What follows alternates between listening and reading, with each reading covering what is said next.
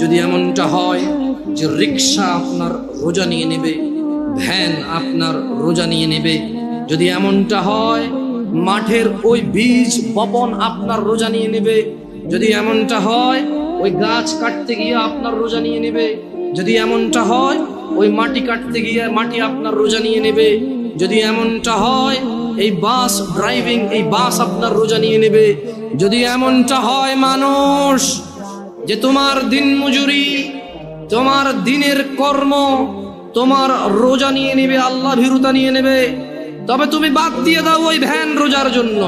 ও এখন বলবে জামশেদ ভাই বড় অযৌক্তিক কথা বললেন, পেট না চললে তখন বুঝতেন। আরে তুমি, তোমার মেয়েটা জন্ম হলো বাঁচবে কিনা জানো না, তার জন্য গাছ লাগাও, মাছ পালো, ডিপিএস করো, সুদ ঘুষ হারাম কিচ্ছু তুমি পরোয়া করো না। কবে তোমার মেয়ে বড় হবে এই আরেক বেটার সাথে ভেগে যাবে, নাকি তোমার কথা মতো বিয়ে করে তোমার খরচ যেটা তুমি জমাচ্ছ সেই খরচ তুমি করতে পারবে, তাও তো তুমি নিশ্চিত না। তবু তুমি মাসে মাসে 2000 করে রাখছো কেন? সিয়ামের জন্য কি তুমি প্রস্তুতি নিতে পারো না?